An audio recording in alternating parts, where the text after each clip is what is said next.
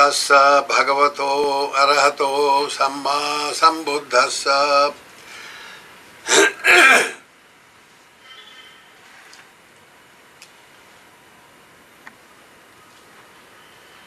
The subject of the discourse today is Rathavinita Sutta.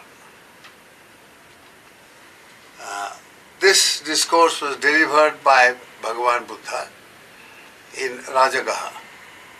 While he was staying in Rajagaha, there the Buddha gave this discourse. It's one of the most important suttas, in fact, in the Majjhima Nikaya. It's Majjhima Nikaya number 24 is one of the basic suttas dilating on the nature of the spiritual purification and spiritual transformation that comes about, the process of spiritual development. So it deals with that extensively. It's known as Satta Visuddhi, the 7 stages of purification, spiritual purification, leading to enlightenment, leading to spiritual transformation and enlightenment.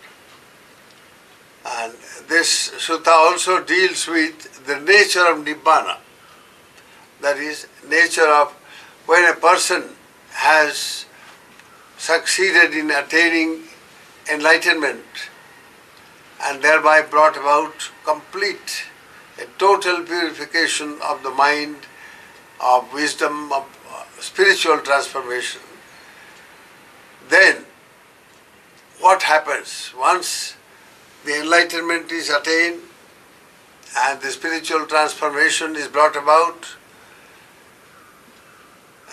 What exactly happens, you see, as an experience of Nibbana? Nibbana is twofold. One, by way of the Nibbana of a living, enlightened being. Let us say, the various stages of supramundane attainments leading to the state of the Arahat, of the perfect one. Now once a person becomes an Arahat, he is totally liberated from the bondage of worldly existence. He is freed from this wheel of involvement in karma and rebirth. And an Arahat, once the Arahat passes away into final parinibbana, or the final state of liberation, then he is no more reborn. He is totally freed from this process of samsaric existence, of being born, then die, then being reborn, and then again get involved in the karmic process. So karma and rebirth, this wheel of karma and rebirth, from that the Arahat is totally liberated. So as an having achieved this highest state of enlightenment, he is totally liberated from samsaric bondage and therewith all the sufferings of samsaric bondage. Now, this sutta deals with these two things. One is the stages of purification, spiritual purification that comes about step by step, not suddenly, and with assiduous practice and total commitment to spiritual life. Once one begins that kind of spiritual life, and then by stages, in 7 distinct stages, how the spiritual purification occurs, that is very clearly and very objectively stated, so that anybody can understand. how progress, spiritual progress takes place in the form of the purifications. And at the end of purification, when a person achieves the final goal of enlightenment, Nibbana, you see, the two aspects are twofold. One is when the person is already a liberated being, a perfect one, say an Arahat, what happens to him? He is liberated, all right, but he is still living. So as a living person, he is subject to the process of living. He has to eat, he has to drink, he has to answer calls of nature, he has to attain to the well-being of the people. He lives a normal life, completely normal life, and while living a normal life, how he enjoys the state of Nibbana, state of spiritual freedom, spiritual liberation, that is one state. It's called the Sa Upadhi Sesa Nibbana Dhatu. Now, while living, he is enlightened, though he is subjected to the process, you see, living in samsara, still in the worldly existence. Yet he enjoys, you see, state of freedom, liberation. He is an enlightened person and he enlightens the world. And the way he lives becomes the model for all those who are unenlightened. So, here you have got three distinct topics of very profound importance indeed for a person who is seeking to be enlightened or who is a spiritual seeker. Again, to repeat, number one, the stages of purification. That is the path by which one evolves, one develops spiritually, leading to spiritual transformation and enlightenment, freeing the mind totally from the bondages of the fetters and living entirely for the good of the world. While going through the process of ordinary life, the Arahat also has got you see, maybe an Arahat may be sick, an Arahat may, you see, he needs all the things that an ordinary person needs, food, a place to live, and all that sort of stuff. So, an Arahat, while living a very ordinary, normal life, he still is liberated and helps in the liberation of others. So this is through the 7 stages of development, he achieves this. The second aspect of Nibbana is the Anupadisesa Nibbana Dhatu. That is when the Arahat passes away. After the liberated one, the enlightened one passes away, what happens? That is the other aspect, Anupadisesa. Now in this, the Arahat, when he passes away, his life is characterized by certain qualities. And the first thing is that he is totally freed from any kind of clinging whatsoever. He passes away without clinging to anything of the world.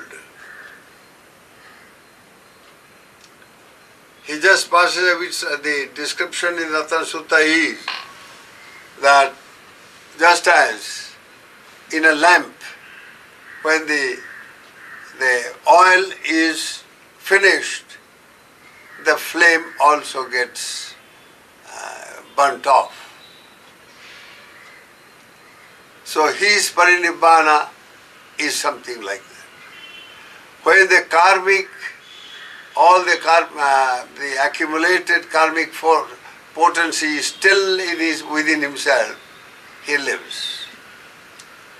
And after the karmic process is over, that means he is living as his body and mind, you see, the normal life. When that is over, his longevity is over, then he passes into the final parinibbana, absolutely without clinging to anything in the world. The flame does not cling to the oil. Flame does not cling to the lamp in any manner. The oil is finished and the flame is gone. This is exactly what happens with the Arhat. So, now these are the two aspects of Nibbana, the 7 stages of purification leading to Nibbana, and the model life that he lives, the enlightened person. Now, for instance, one example I will give you. In the very first stage of enlightenment, when a person enters into the stream of Nibbana, which is called Sotapatti, entering into the stream leading to Nibbana, irreversibly. He can never, you see, once he enters into this state, his mind is totally transformed. He is a different person altogether.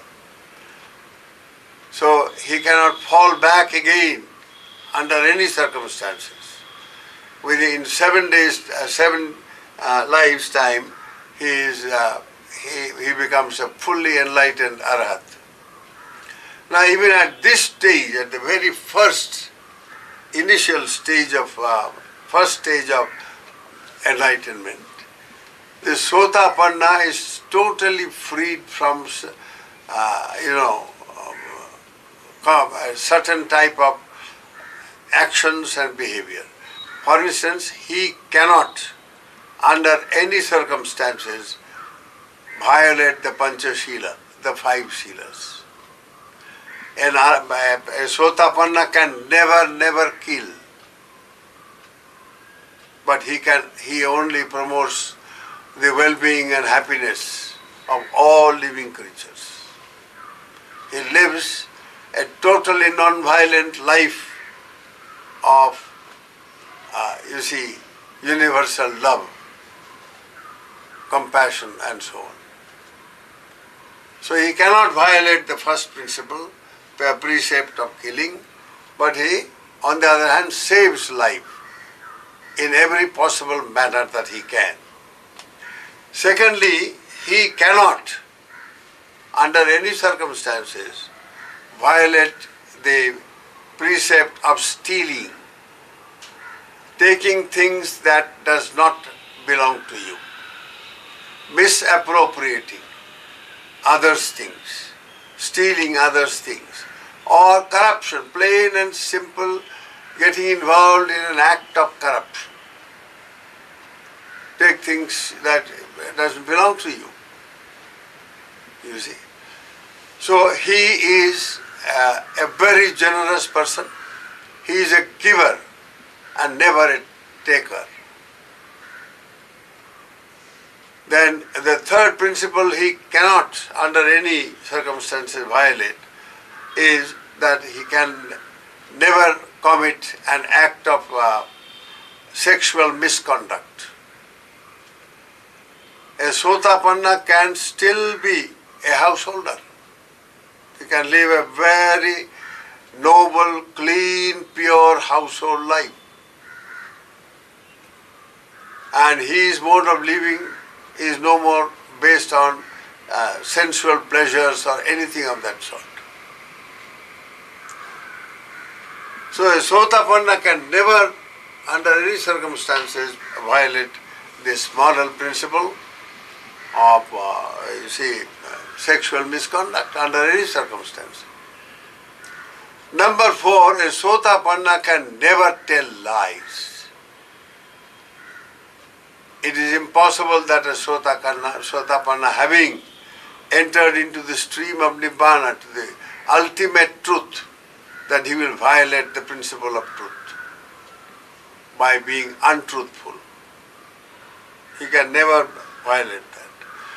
Nor again the Sotapanna, can under any circumstances indulge in any kind of intoxicating, taking drinks, intoxicating drinks, and be inebriated and all that sort of thing. No. He has complete control over his mind, and he never loses his mind by, indulging in intoxicants and so on. So these 5 principles which he cannot violate, but he only promotes the opposite virtues of each of these principles. Now that becomes the model for a seeker of truth, for a seeker of enlightenment in Buddhism. So every Buddhist throughout the world and throughout any other, planes of existence, every Buddhist is supposed to follow the model provided by the Sotapanna in order to achieve enlightenment. If you are not thinking of enlightenment, if you are not thinking of spiritual freedom, if you want to keep on suffering in the world, the bondage of samsaric existence and the sufferings, innumerable forms of suffering, then the matter is different. You are just, drifting in the ocean of, in a samsaric ocean. You are drifting without aim and without meaning. It's an aimless drifting of existence. So, but anybody who wants to make the best use of life and get something out of life, life means something, and any person who is serious enough to make the best use of life would naturally like to follow a course of living that makes life meaningful and worthwhile, and an unfolding a kind of spiritual adventure. The ability not to kill but to save life, requires wisdom. It requires some measure of spiritual maturity and understanding.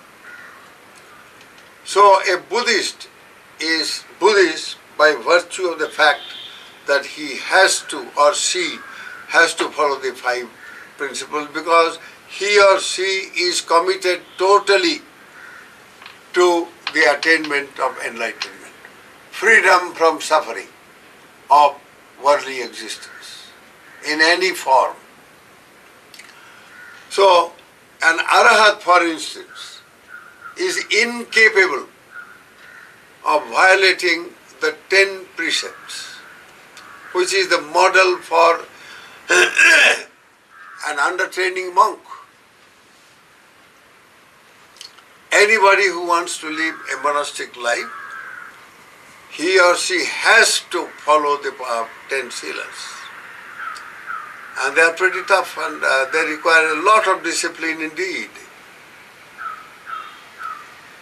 So now the model life provided by an arahat to the world is of very, very great importance indeed. So in this sutta, these 3 topics the Buddha has touched upon, they are very, very important indeed for any serious spiritual seeker. One, to repeat again, one is the process of spiritual purification and progress. The way we spiritually progress, step by step, in a process of inner purification. And then the goal of this purification is the path which leads to a goal. The goal is enlightenment, the state of the arahat, and how you see, the two aspects of this enlightenment or nibbana, spiritual liberation. One aspect is while the arahat is living as an ordinary person like any one of us, yet is totally free. Totally free from any kind of clinging, any kind of attachment, free from any kind of greed or hatred or delusion, freed from committing any karma which will invariably involve you to be reborn again. He doesn't commit any karma at all. All the actions that he performs, which similar, for instance, he has to take food, he has to walk about, he has to talk, he has to give discourse, he interacts with the people all the time. His life is a very, very energetic life. Yet, totally free, totally uninvolved. So that pattern of nibbana, where one is here in the world, yet out of the world, yet beyond the world. That is one state. And the other is when such a saint, enlightened saint, passes away. What happens? Whether he takes anything with him when he goes, or what does he carry with him, and so on. Is there any remnant of karma that is left that he carries, and so on? So that is the other aspect.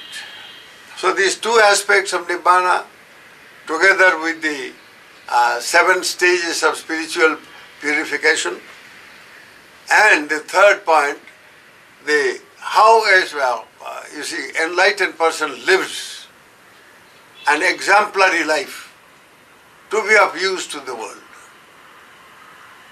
to live in such a way a model life that others will benefit from.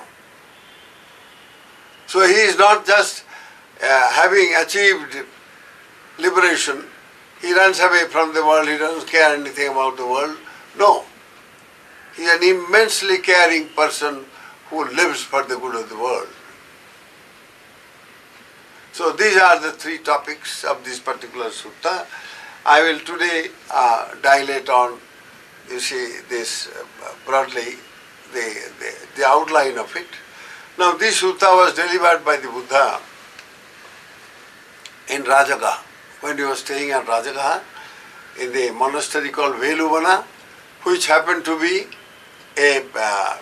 you see, it was a kind of sanctuary for the Kalandaka, the squirrel. The people of Rajagaha, it was a little away from the city, not very